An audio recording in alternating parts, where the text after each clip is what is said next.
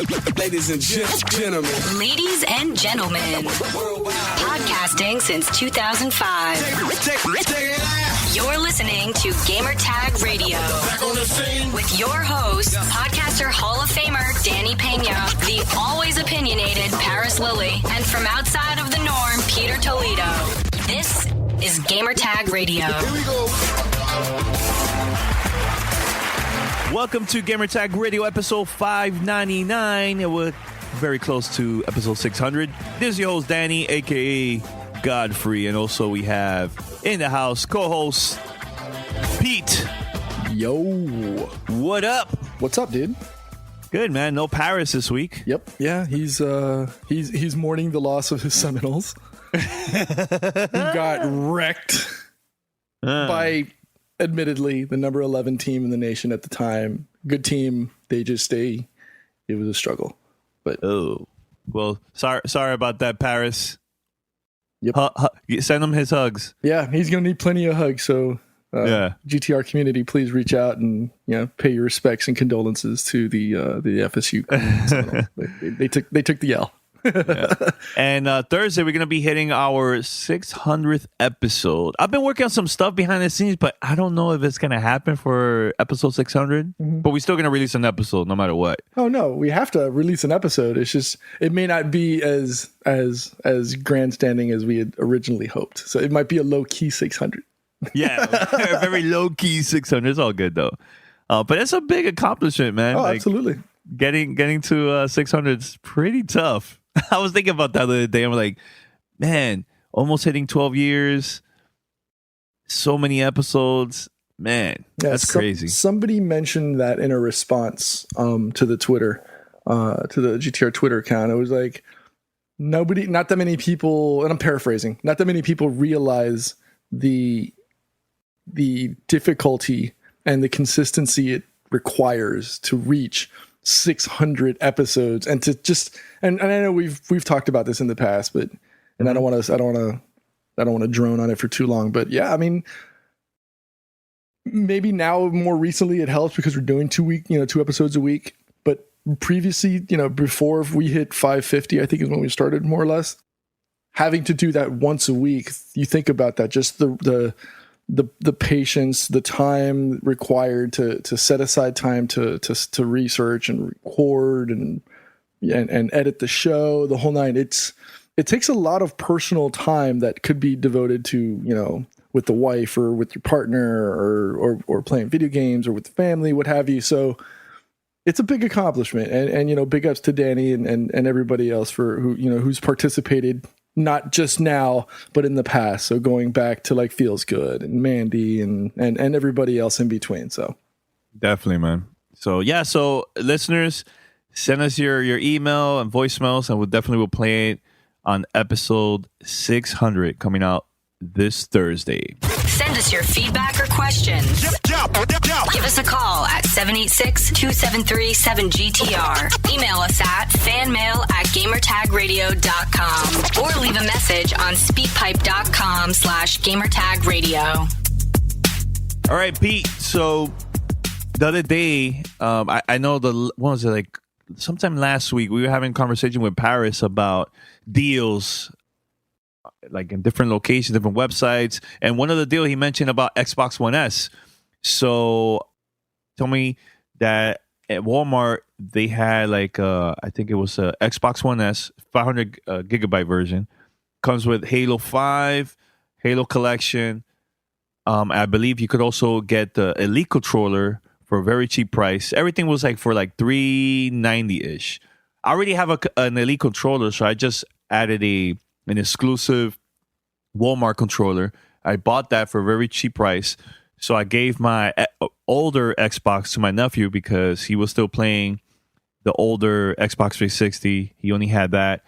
So it was cool giving him a brand new, well, actually my older Xbox One to him, and he's having a blast right now, So I already connected my Xbox One S a couple of days ago, and it's pretty good, man. Very quiet. It's a very quiet system compared to the other one, man. Word. So yeah, tell me about it. What are the fundamental differences that you notice out the box, right? Mm-hmm. from having the original first gen day one console, right, for you. Mm-hmm. What are the fundamental differences that you've seen other than, the obvious, the size and everything? Just talk about it. It seems a lot faster, like the dashboard wise, when when you turn it on, it's a lot faster and everything. I mean, it's not a crazy huge difference, but it's a lot faster than the older console. A lot faster. Besides the whole size, everything. And what I like too is the controller. There's Bluetooth. What I've been doing too is I've been testing that out with my Mac computer and also with my Android device, because I have a couple games that I play, and this is great. It's smooth, man. I mean, I use a lot more the Elite controller than the white version. Mm-hmm. The only thing is, I'm kind of afraid that after a while that controller could easily get dirty because it's white. Mm-hmm. Yeah. That's the only thing I'm a little bit worried about. But overall, I really like the system, man. It was smooth for me to transfer everything from my older console to my hard drive, and I connected that directly to my Xbox One S, and it plays everything, man. It's a lot better. The thing is, I don't have a 4K TV, so I can't really tell you the huge difference between the HD TV, 4K TVs. Mm-hmm. I can't really tell. I just bought this because it's a lot smaller, and it was easy for me to have it like somewhere, at the living room with my other consoles. I mean, right now, for those that are kind of curious about the whole Xbox One S, I know there's going to be another couple different versions coming out for, I think, the Battlefield 1 versions. I think there's like 3 different bundles. I'm not sure. Is it 3 or 2? I know Battlefield 1 is a 1 terabyte bundle that'll be released on the 18th of October. And then there's a 500 gig Battlefield 1 Xbox One S coming out on the 21st of October. Yeah, I like the colors. The color looks pretty dope for that version. And they announced that right after I purchased my my console and stuff. So, yeah, but I'm definitely buying the Scorpio next year for sure. So it's a black console. Is it gray? It looks gray. It's like, I don't know. Maybe it's like that army gray olive color.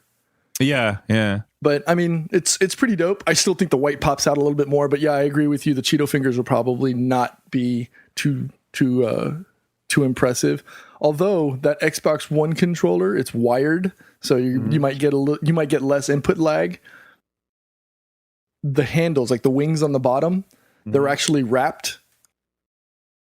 So I don't know. That might just prevent some of that white color being discolored from if you're chomping on food a lot, Mandy. I mean, there's going to be a lot of deals, man. So take advantage of that, man.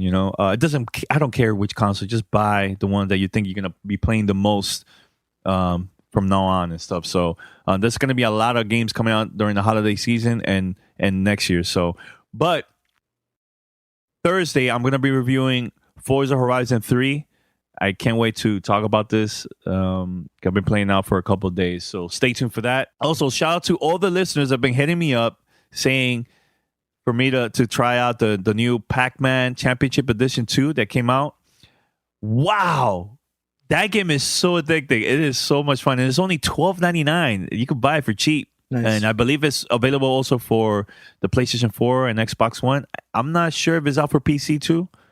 Not sure, but wow, it's so much fun, man. Just try it out. There's even bosses and stuff in there, man. So if you were a fan of the last Championship Edition game, try this one out. There is no co-op edition, like a local co-op. That's the thing I like the most, but it's still fun. Welcome to Play It, a new podcast network featuring radio and TV personalities talking business, sports, tech, entertainment, and more. Play it at play.it. Take it out. You're listening to Gamertag Radio. Pete, we're going to play this voicemail from all the way to the UK so we can start our conversation about the whole price thing that we've been having for a couple of weeks now, debate. Let's play right now. Hi guys, it's Dave from the UK here. First up, congratulations on the impending 600th episode, massive milestone for the podcast, so congratulations for that.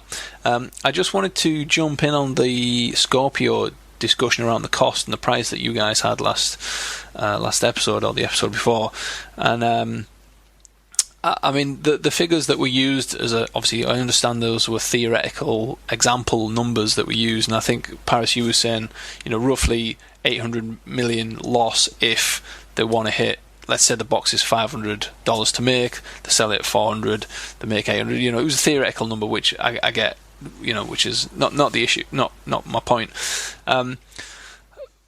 What my point was, though, is that 800 million is a lot of money, and it sounds a lot of money. It is a lot of money, but it isn't a lot of money, I don't think, to Microsoft.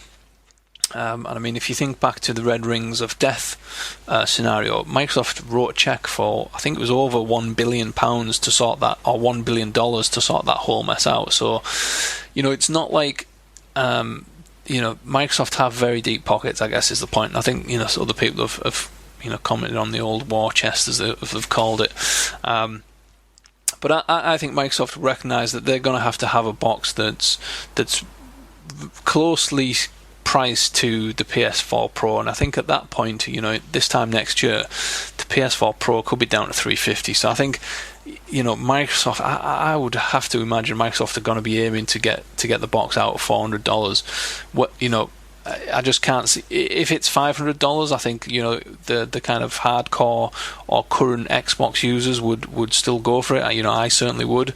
I live in the UK, so I'd have to pay even more. But that's just how it goes. But yeah, I think Microsoft will recognise they're going to have to get it as close to the PS4 Pro price at that point as they can. So. And I think even though there's an element of them having to swallow some cost, I think Microsoft will also do that because they know that long term that the benefits and or rather the revenue that they can generate from having greater numbers on their platform in their ecosystem, would far outweigh that initial kind of hit that they would have to take on getting the units made at loss. If you think about people buying games, buying Xbox Live subscriptions, buying controllers, headsets, and all those different things, that all generates revenue, and the more people you have buying those things, obviously the greater revenue you're going to generate. So I wouldn't be surprised, and maybe I'm with Danny and we're both dreaming, but I wouldn't be surprised if Microsoft come out with the Scorpio at $400. That's just my views. Open to debate, of course, and I'm sure the debate will rage on for as long as we don't have any other concrete details on what the Scorpio is or what it's going to cost and all those kind of things. But it's all good. So yeah, that was it, guys. That's all I wanted to say. Thanks for the podcast. As I've said many times before, really enjoy the podcast. Appreciate the work you guys put in. That's it. Thanks very much, guys. Cheers. Bye. All right, Pete, what is it you wanted to say about that voicemail? First of all, David, thanks for always sending us voice messages and everything, man. Shout out to you, man. Yeah, so go for absolutely. It. So first of all, I want to clarify this. We're talking gross margin here. Doesn't always translate to profit in the hands of the manufacturer. And I think we can all agree, more or less, it's about $35 to $75 considered quote unquote profit per console after the physical hardware cost. But I don't think we've ever really considered the additional dollars involved. So we're talking development, R&D, which we never see, but is probably the biggest dollar amount eater right off the bat. Packaging, marketing, distribution costs. I wouldn't really be surprised if the console's probably taking a loss by the time it hits the shelves. And if this is the case, again, it's going to be Xbox Live and accessories that keep the profit part of the whole component going, not to mention sales or game sales, etc., software parts. And companies like Microsoft don't usually flaunt that type of information to the public or on its earnings report. And I don't know if that's maybe something per unit. I don't think Microsoft has ever really discussed per unit what it does. And they've kind of like Vulcan mind melded Xbox One S and Xbox 360, so they don't really delineate which one is performing better. They just say, we're selling these.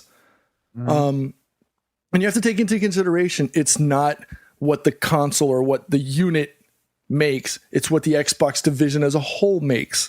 And that's all that really truly matters in this discussion of whether it's a profit or a loss.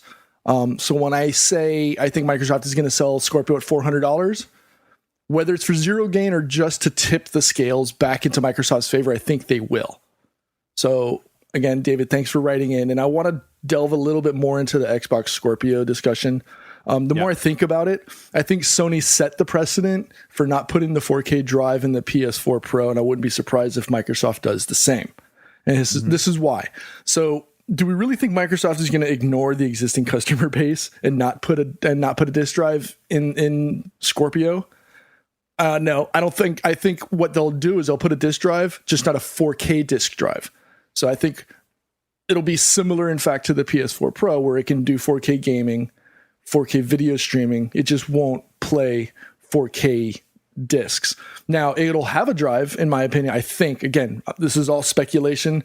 I have no inside track to the development or the build sales, and hopefully, we can get Phil or Aaron to slip when we have because they asked Albert about that, and it is going to be included. Is it? Yeah. He said it. I just want to correct you there. All right. Well, thank you. Appreciate it, because I hadn't seen or heard that. So okay. Well, that throws my entire discussion off completely. I can't let you dream. Guys, let me dream. Yes, let me dream. I have a dream. Let me dream. But thank you. No, it actually makes sense, because in my head, I'm here thinking, maybe they don't need to, maybe they could just get away with just having a regular disk drive that can do the triple, quadruple layer disk that can hold 100 gigs of data, and that'll get them through that'll get them through. But if they are including a physical 4K drive in the Scorpio, that's pretty major.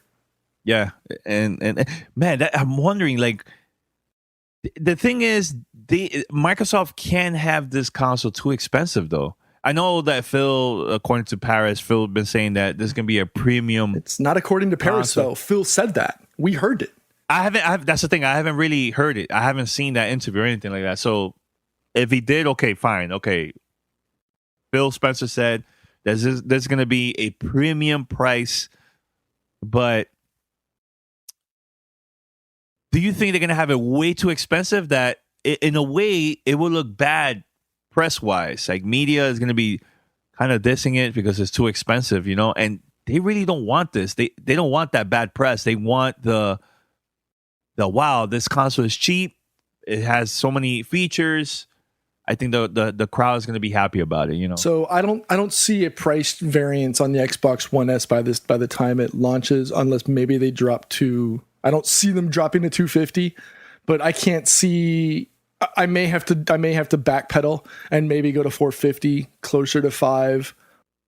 With the pricing. No. I may have to, simply because of this. You're not going to put $100 price difference, and who knows? Microsoft may just do that, but you have to consider they're going to sell the Xbox One S, right, as their base model, which is going to be $300. Is it $100 more just to get the 4K and the more power and the more compute power and bigger, better GPU, and just add an extra $100 to it? Or do they maybe try to go $150, $200, just double the price of what your Xbox One S can do, and get the Xbox and get the Scorpio? You do know that Xbox One S next year is going to be $250, right? It's going to happen. They said that? Definitely.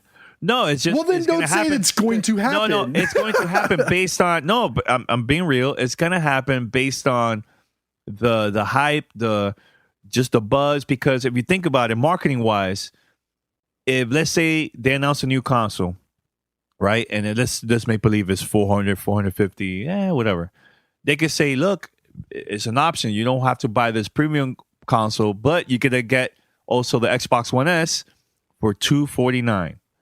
Boom, and they have like different bundles, different deals. See, you're talking in speculation and it is speculation. Ifs. I'm not saying it's going to happen, but I'm saying. Well, you said it was going to happen. No, but because they're known to do that every year. They do crazy deals during the holiday season. Look at the history. Ever since Xbox 360, they've been taking some crazy risks, and especially Xbox One for the past few years since the launch of the console, they've been having a lot of deals. They've had to because they've had to get rid of holiday season. I mean, but they've had to because they had to get rid of all that excess inventory in all the stores. Yeah. And how do you get rid of that? You drop the price. And but at the same time, it create a buzz. Media. Oh, wow. Look at this console for this price. Buy it now. Yeah, because it creates, excess inventory because they didn't sell what they expected to. So I'm not gonna deny that it's a possibility, and if they do that, it strengthens the possibility of the $400 price point, not just to price match, but to be that Brutus to Caesar and Shiv Sony, just to say, look, you can get, for the same price, you can get a Scorpio, and you can get nearly double the GPU power, more teraflops, because that's the big buzzword of the industry now, with 4K gaming and everything else. So I wouldn't be surprised. I mean, and I'm gonna have to stick to my guns because I don't want to go back.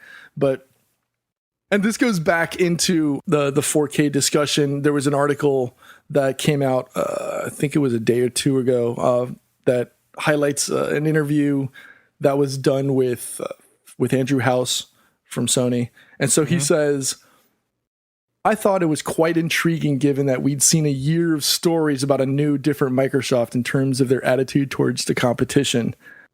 He also says that was rather short-lived, wasn't it? So what he was essentially referring to was Albert Pinello's interview, where he talks about what the Xbox One S, including the 4K Blu-ray player, does provide versus what the PS4 Pro lacks. And if you want to check out that interview, I believe that one was on PlayStationLifestyle.net. You may want to check them out. It's kind of like Sony's thing now. Like they try to play the uppity person and try to continue to dig at Microsoft via jabs. And to his credit, Phil's kept it civil. Phil's kept it, he's kept it 100 and be like, we don't need to talk about them. We're going to focus on Microsoft. And kudos for them. There's no need to continue to play with the name calling and everything else. Just focus on your brand, focus on your product. And if you do it right, they'll reap the benefits of that. And so another thing that Andrew House discussed was the 4K, the lack of the 4K in the PS4 Pro. And it looks like Paris may have been right in this one, where he says, Paris was saying that they're doing that more to focus on video streaming and not the physical media. And it makes sense. So what Andrew House said was, no, I don't think one should read it that way. If you look at our current business, we should see very stable sales of packaged media when it comes to games. On the other hand, when I look at other ways people are using their PS4, video content is absolutely the number 2 use of the people's time on the console, but it is 5-1 in favor of streaming video versus packaged media. We looked at that and said that's probably where we should place our emphasis. But I don't think you should extrapolate out from that to say that's now going to change our philosophy around other areas of the business. So interesting. Makes sense. I mean, and that's why I kind of had that initial thought of maybe a Scorpio doesn't include the 4K drive, but with Pinello saying that, yeah, they are absolutely going to. Again, this goes back to what I was talking about in the voicemail from David, where they may just front load the console with as much possible and then try and then sell it at a comparable price to the PS4 Pro to say, look, man, you can either get the PS4 Pro and spend $400, or you can spend that same $400 and get more with Microsoft. Wow. See, I just came up with your tagline. Get more with Microsoft. I want to see checks, Aaron. I know you listen to the show. I want checks. Oh, by the way, I think he also talked about the whole 4K gaming for the PlayStation 4 Pro. Yeah, he says, I would say the majority will be upscaled, at least based on the game portfolio I've seen to date. When he was asked if 4K gaming is a misleading term, his response was, no, I don't think so. I think that whatever the term is, it's a question of whether people see a demonstrable difference in the game experience or not, rather than the term we use to apply to it. I think that's what people are looking for, and they'll make their judgment as to whether that's working for them or not. I don't know, but why call it Pro then? That's the thing.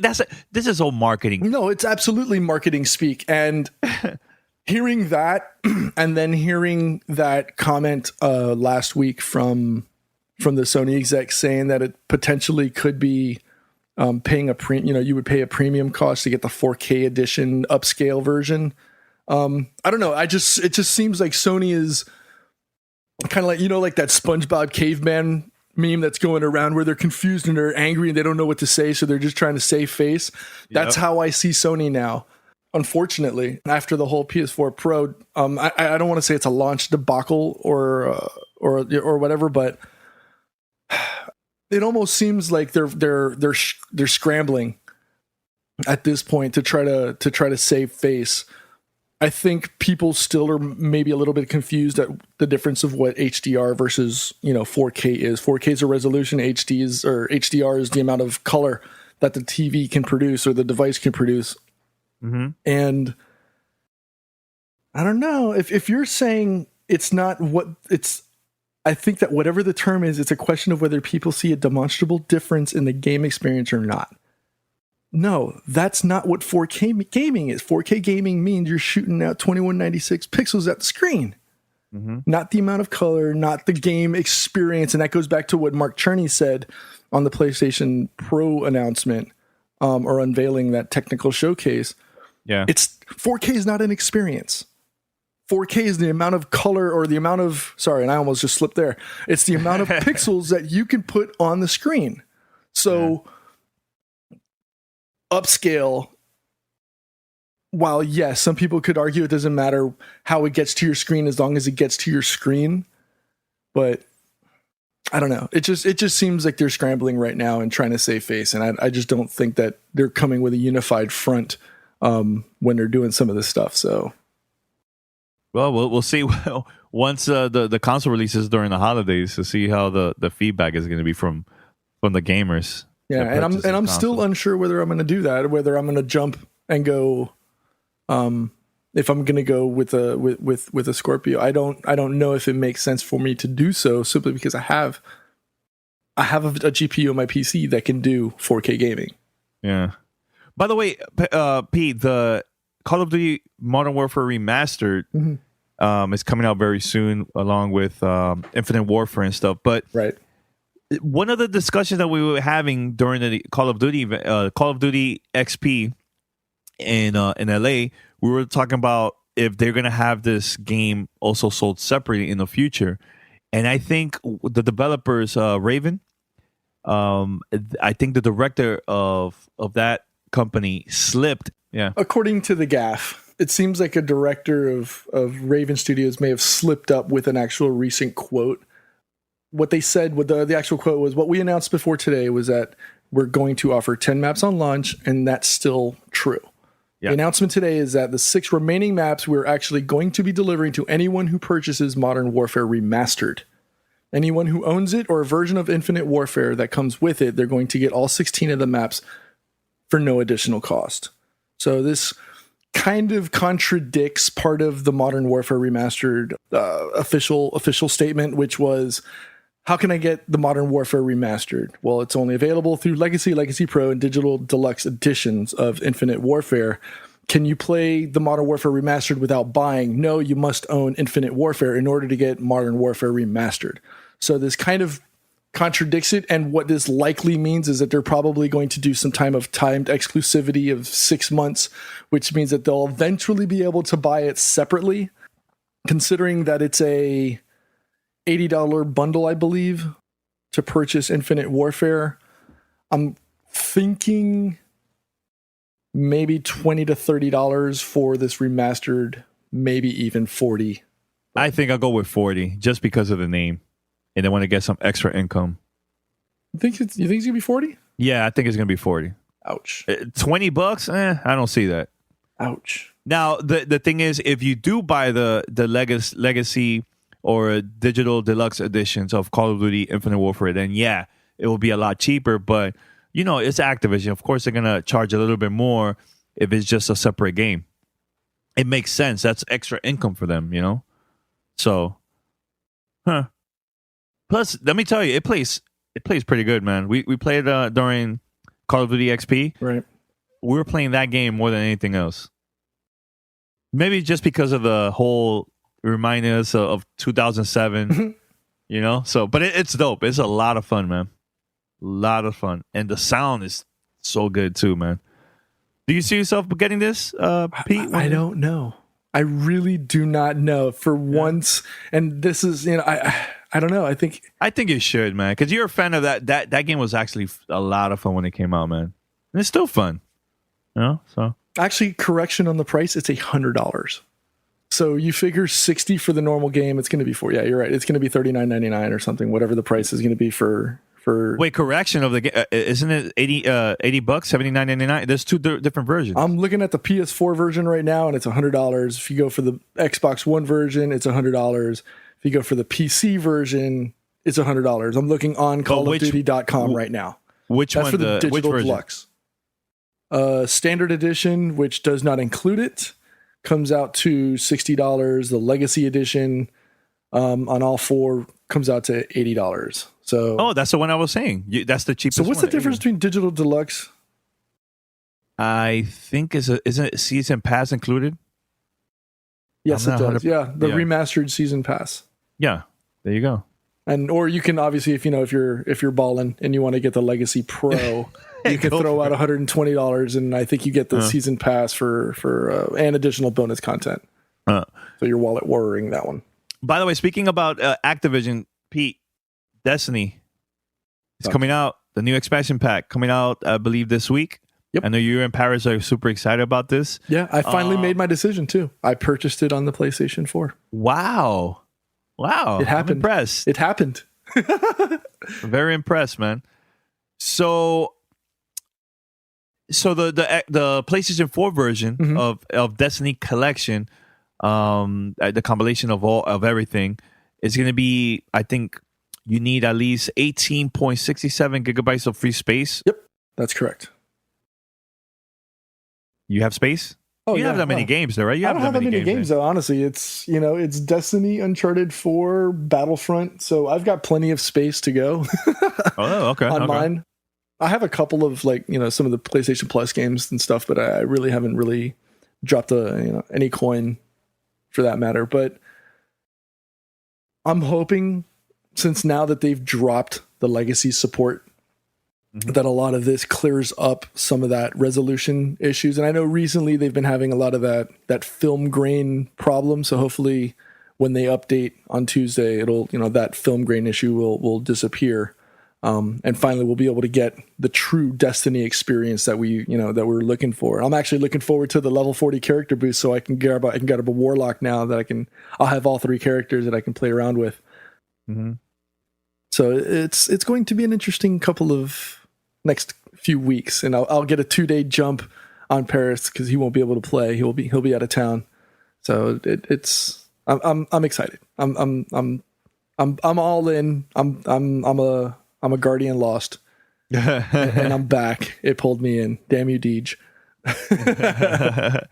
Yeah, man. So yeah, man. Yeah, you guys definitely gotta let us know how's the game. Oh, I know you guys gonna be talking about this for Question is, are you going to get Destiny, and are you going to play, and are you going to play on PlayStation, or are you going to play on Xbox? I know I was talking with Sharif from the Spawn on Me podcast the other day, and we came up with the concept of maybe having a Gamertag Radio and Spawn on Me raid team. And obviously we've got Cicero and Khalif and Sharif over at Spawn on Me, but then it's me in Paris, and Danny's floating in the wind, and here's the thing, man. I kind of moved on from Destiny. I mean, we'll see. I'll think about it. The thing is, I want to try out all these games that's coming out now during the holiday season. Gears, Forza. I already tried Recore and stuff, and I don't know. We'll see. We'll see how everything goes. Plus, I want to play Zombies Call of Duty, man, which is a lot of fun too. So let me think about it. Let's see how the vibe goes. So fine. Yeah. You guys can't get depressed that I'm not playing Destiny. Fine. It's all good. By the way, we have an audio here that I'm gonna play I recorded this during the Call of Duty XP event, and it's with Q from GameCrate.com. So we'll be right back after this. Welcome to Play It, a new podcast network featuring radio and TV personalities talking business, sports, tech, entertainment, and more. Play it at play.it. Back on the scene. This is Gamertag Radio. All right, so joining me, we have here Q of the writer of GameCrate.com. What's up? What's up, man? Yeah. So how's everything? How's everything with you, man? I know you've been busy with the site and everything, man. And any big things coming up or what? You know, GameCrate, if you guys don't know, is owned by Newegg.com. So we cover a lot of the hardware aspects of gaming and stuff. So I know you guys have been talking about 1080s quite a bit. So, you know, we sell a lot of 1080s. And and one of the big things that are coming are these VR-ready laptops from MSI. And that we're reviewing those. Okay. And they actually have like the full 1080 cards in those laptops. Ooh, nice. And Okay. if you check out like the Newegg YouTube channel or you go to GameCrate.com, you can read about, you know, these awesome gaming laptops with the 1080s in them. I don't know if that's something that your listeners would be interested in, but you've been talking about 1080s quite a bit lately, so I thought it was pretty cool. and Paris are like the ambassadors of the 1080 right now. They're always talking about it all the time. But Q, I know there was a couple of things we were talking about during our ride. We were going to Call of Duty XP. I know you mentioned a couple of things that you've been listening to the show. Yeah, I had one thing. You guys had a letter from a listener. Yeah. That asked, what was a game that you got rid of? Oh, the regret. Okay. The regret. Yeah. And I remember once that Paris. Actually, he sold his Xbox 360, but then didn't you just buy it again to play another game? I don't know if it was Red Dead Redemption or Grand Theft Auto. Wow, you have a great memory because I don't remember that. You don't remember that? Because I remember. I don't remember this either. PlayStation, I did. But like I said on the Xbox show, Xbox 360 too, and it was for one game. You're like, I actually went to GameStop and went and got my Xbox 360 and played the game. And I forgot what game. Are you sure? I think it was. I don't ever. I've always had an Xbox until just recently. Because when you got your Xbox One, you got rid of your Xbox 360, right? And then you went back and got the Xbox 360 again I don't to play remember a this. game. I don't remember this. I have to look it up. I have to go through you got to the old tell me episodes. this one. I don't remember this one. And the other thing, I was like, why are you so drastic when you get rid of consoles? Like, you can't just hold on to them for a while. You just have to get them out the house. Like, I don't like. Danny has like every console ever made, and he keeps them in like a shed. How come you just don't hold on to them for later? It's very simple, and I've said this on the podcast many times. I am a cheapskate. Okay, so I'm like, if I'm done with this, then I'm getting the most value out for it that I can, so that you're out, you're gone, and I get rid of it. That's why I do it. I'm a cheapskate. That's why I don't keep old games, physical copies. I trade them in. I get rid of them. That's like, understandable. For example, when Neo comes out, my PlayStation 4, gone. Well, that's because it's basically the same console. But like when you get rid of your Xbox One or your Xbox 360, I mean, you had games on the Xbox 360. Yeah, you couldn't play anywhere else but the Xbox 360. Mm-hmm. So why would you get rid of Xbox 360? Because I'm done playing those games. They obviously didn't hold me enough that I felt that I needed to keep an Xbox 360 to play those games. And again, like I've said on the show, the reason I got rid of my Xbox One was because I went to the Spring Showcase. I heard Phil Spencer lay out the vision for Xbox, and I was like, I see what they're doing. They're about to open up Windows 10. I prefer to play on a PC anyways, so it made sense in an E3 confirmation. So I was smart to do what I did at the time. I have no regrets doing that. That makes sense now. But that was very controversial when he made that move. A lot of people were pissed at Paris for making that move, man. But I swear you went back and got an Xbox 360 after you got rid of it to play one game. I think it was Red Dead Redemption. Honestly, look, I've been recording with Paris for a very long time. I don't remember that at all. But I know it wasn't Red Dead Redemption because I've never finished Red Dead Redemption. I probably played maybe an hour or two of it. Maybe it was Grand Theft Auto 5 before it came to Xbox One. I don't remember. It was something. I'm gonna go back to that. I'm gonna go through the episodes and I'm gonna look it up.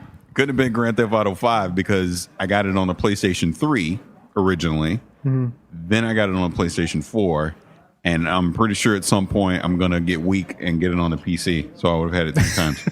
Because I have GTA 5 on the PlayStation 4. I have it right now. Okay. So that was just when I was listening to that regrets letter. I thought I had to go look up that episode, and I'm gonna try to prove Paris wrong here. Yeah. Okay, it's fine. Is there any other? Because you listen to the show all the time, so I want to know what other things that you have a great memory. Because dude, I don't remember that at all. But go ahead. Yeah, it was probably a couple of years ago, like when the Xbox One came out. It was probably around that time when you first bought the Xbox One, dude. So I don't remember that. Okay. And you just went and got rid of everything. Like, wait, there's Xbox 360 is still relevant. When the Xbox One came out, the Xbox 360 that was relevant. He did. You got rid of it. You got rid right of it away. early. You did. You did. And they're still putting out games that were only on Xbox 360. Yeah. Okay. I was like, wow. Just go back to the archives. Yeah, I'm gonna have to go look, and then you can play the audio on the show like you did with the Mandy and Paris debate. All right. Five So years ago. here's another one. I know you were mentioning about the holiday stuff. About Black Friday. If a game comes out after Black Friday, it's done. That's what Paris, I think. Yeah, because Paris said, because Final Fantasy 15 was it? They moved it past Black Friday, and on the show, Paris said, yeah, it was a dumb move because Black Friday, you're done. If it's not available on Black Friday, you're done. Technically, you're not done, but you miss a huge opportunity to sell that game on that day because a lot of but it's like a few days after Black Friday. What is it? November 29th, right? Yeah, When's it Black is the Friday? 29th. My whole reasoning behind that was, and we talked about this on Twitter, is with a game like that, you want to maximize the amount of people that would go out and just blind buy it day one, right? So when you take out a big holiday shopping season like Black Friday, you're taking away sales from it. And we talked about this on another episode that's either out before this or after or whatever. But what I was saying was, instead of putting it out, and I understand you're still going to get sales during the holiday leading into Christmas, fine. But if you then put it after Christmas and put it unopposed in a January or February, it's going to have all the spotlight's going to be on that game. People are only talking about that. It'll be the huge game for 2017, the first huge game for 2017, and I feel like you'll sell more. And I go back to I look at Rainbow Six, what Ubisoft did, last year, didn't sell that well in December. But because it's such a great game, and obviously the community's been talking about it and has such a following now on the multiplayer side, sales have actually picked up 6 months later versus what they were initially at launch. That's all. That's my point. I just feel like, why miss the Black Friday, that October, November selling season of the holiday, when, all right, we got to delay it, you put it after that, you might as well just wait. I feel like just wait till after Christmas at that point. But that's just me. I don't know nothing. What do I know? I'm not worried about Square Enix putting it on that day because the holiday season, shopping season starts on Black Friday. It doesn't end on Black Friday. It starts. So not very many people I actually know personally actually go shopping on Black Friday. They shop like 2 weeks before Christmas, 3 weeks before Christmas. And that's when they're looking and see what's available, what they get for Lil Johnny, since Paris cares about Lil Johnny so much. And then go for it. I have something on else. Christmas Day, Lil Johnny. If they don't get the Final Fantasy game, they get Best Buy gift cards, they get GameStop gift cards, they get Amazon gift cards. And if the game is available, around the Christmas time too, they can get it then too. So I don't see that much harm. I mean, you're right. It would have been better if they released it at the original date or in the spring, but I still don't think it's going to hurt it that much. Little Johnny, if you're listening, please hit us up, contact us, because we definitely want to get a shout out from you. Again, that's the thing. You're 100% valid with that, and that is a good theory. It's just, I like to talk. I like to talk. I don't like this, that someone that listens is questioning me. Don't question me. I usually get it on email, and I go, I'm not going to answer that one. I have no choice but to answer now. No, I'm kidding. But, no, you're right. You're right. I mean, like I said, it's not that it's not going to still have sales, and you're right. People are going to get gift cards and things like that, and they can pick it up after Christmas. I guess I just try to think the bigger scope of it as far as the marketing and everything goes. Your marketing, when you get into Christmas and you're trying to market stuff, I don't think it's as effective as if you do it before Thanksgiving. But again, what do I know? I don't know nothing. Yeah. I'm not Michael Pachter. I don't know nothing. Speaking of Final Fantasy, are you guys excited for this game at all? Or are you kind of like just tired of the hype and everything? Because it's been like a couple of years they've been hyping it up. And I'm like, just put it out already. At first I was hyped. Now it's more of a wait and see situation. They've been showing some gameplay that I'm kind of, I don't know. I'm a little worried about it. I used to be a huge fan of Final Fantasy back in the days. Then I stopped playing for a couple of years. And this one got my attention, but I would like to see better footage, better gameplay videos and stuff. Because the thing is, the stuff that they showed, I believe, was at the Xbox press conference during E3. Huge question mark on that. I didn't really enjoy it at all. Like, I feel like it's just been the same thing over and over again. This style is different than the previous ones, though. Yeah, it's like definitely different. Totally different style. I've pretty much been tapped out on Final Fantasy since probably 10. Probably 10. That's long. It's not been a franchise that has engaged me personally. I mean, 7 obviously was amazing, all that. 8 I felt like was kind of a letdown, and obviously, then 10 was okay. 9 was really good. What was that? 9 was really good. See, you've seen this live. You see how he interrupts people. You were looking at me, so I'm like, I was not looking at you. I was looking at him.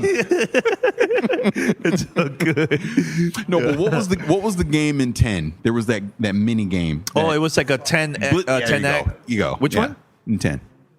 Blitz. Well, Blitz. Okay. Blitzball. Yeah. That was my lasting memory from 10. But then, obviously 11 was the MMO RPG that some say was successful, some say wasn't.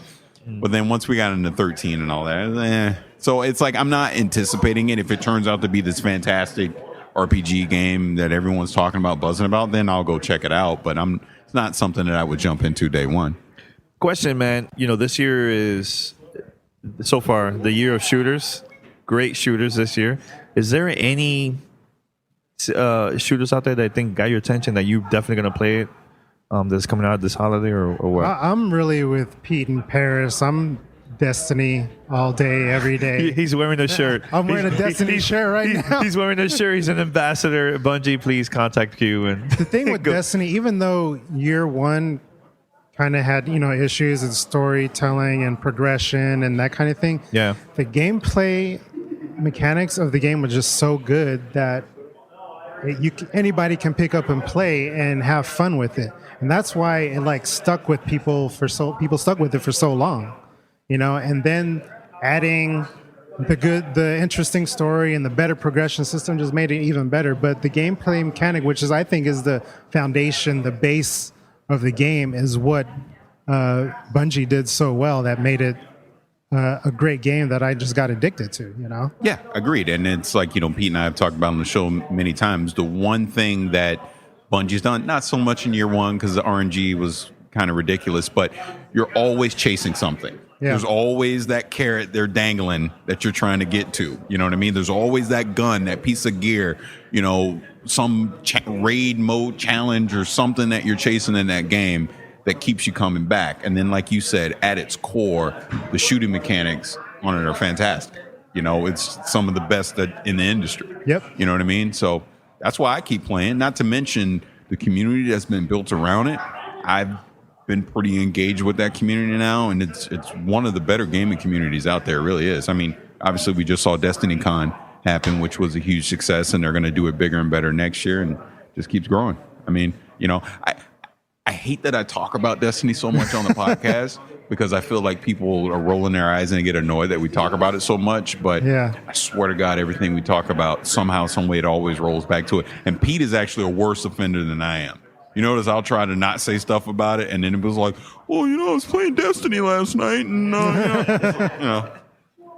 But the other shooter, of course, is Titanfall 2. I'm interested to see what they do with the single player campaign. That's a mystery, huge mystery on that. I got to go up to Chatsworth at the Respawn Studios and see the presentation there.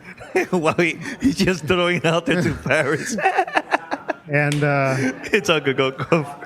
And what they showed us so far, I didn't get hands-on or anything. They didn't do a live demo. It was just kind of video clips of what to expect from it. And I wrote up a piece on what they showed on GameCrate.com if you guys can go look it up. But it looked pretty good, and it was funny. There's going to be a little humor between the human and the Titan relationship and stuff. Mm-hmm. And it's just not a run and gun game. There's going to be like puzzles. There's going to be stealth, run and gun in moments. So it's kind of like it looks pretty cool. Kind of. Is it like Record? Wow, he was literally in the middle of saying something, and you just jumped in and well, it's going to be like Record. I'm sorry, but I'm amazing. saying isn't it kind of like Record? Record is like what, a third person kind of. I don't know. I don't see it similar. No, not like that. But I mean, the relationship with like the player and like, let's say for this one, like the Titan and stuff. You know, like that relationship, like always together, doing puzzles together, stuff like that. I guess a relationship between a robot and a human, but I haven't seen so much of Recorded kind of compared similarly. But it's just funny because the robot is real deadpan kind of type of humor in it, and it had us cracking up at the presentation. So I'm looking forward to what they do with Titanfall 2, that single player campaign. Let me ask you a question, because they've been announcing different Titans for the multiplayer. Mm-hmm. Is that a thing for campaign, or are you just gonna have one particular type of Titan throughout the whole campaign, or what? Have they talked about that too, or no? Yeah, the campaign looks like it's just one Titan. So you take over this Titan that had a previous owner who died. There's no spoilers because it happens right at the beginning. And then you just build this relationship with this one Titan, and you go and do different missions. So it's just one Titan. Okay. But you fight other Titans, and you fight enemies on the ground as a human, and you fight other Titans too and stuff. So okay. Looks pretty cool. But I think the 6 Titans, the multiple Titans, are just for multiplayer. And I mean, what are your thoughts of games like Call of Duty and Battlefield that's also coming out in October? I got to play a little bit of the Battlefield tech demo. Was it tech test? No, Battlefield was beta. Titanfall 2 was a Titanfall is a tech test. Yeah. Battlefield is a beta. It was cool. I mean, I enjoyed the single player those more than the multiplayer because I'm pretty terrible at the multiplayer. So it's not fun for me getting shot all the time. There's really good Call of Duty players that's all they play. Mm-hmm. And so I don't know. I'm okay with it. You're okay? I don't play it for like the full year like a lot of guys do. I mean, I love the zombies. That's something that I would really want to try out first when the game comes out. Because I had a blast with that, So yeah. I don't know. Anything else, Paris? We should wrap it up. We're good. All right, that's it. Anything you would like to promote one more time? Yeah, just visit GameCrate.com. You can find me on Twitter at Q_Salazar, SALAZAR.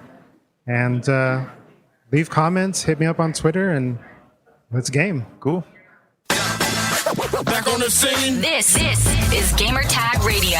Voicemail at 786-2737-GTR. Pete, so we're going to wrap it up. Shout out to Q. That was a great conversation. Him and Paris having a little debate about holiday season, games during the holiday season stuff. That was a lot of fun.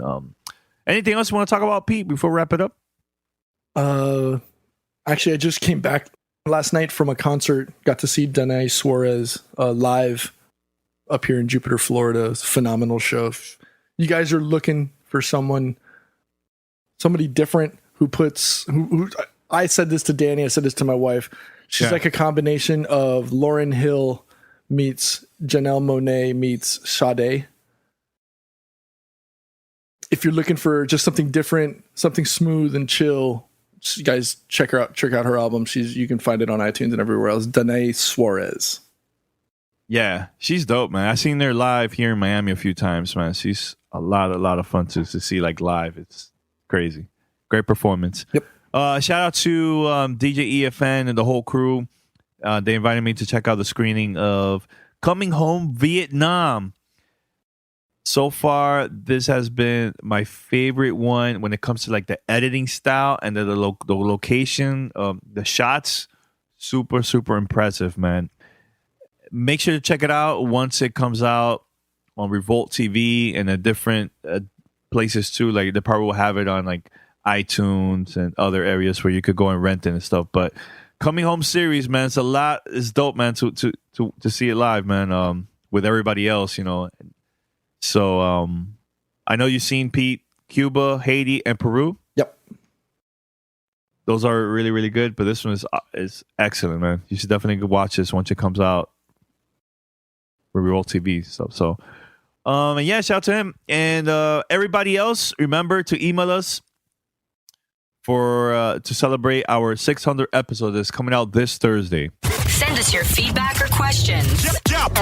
Give us a call at 786-273-7GTR. Email us at fanmail@gamertagradio.com or leave a message on speakpipe.com/gamertagradio.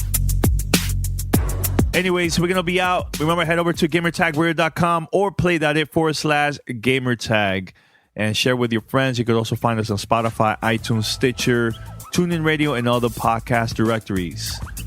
And yeah, you could give us a call and email us, and we'll definitely play on the show. And until next time, we're out. Peace. Thanks for listening to Gamertag Radio. Be sure to like us on Facebook and follow us on Twitter.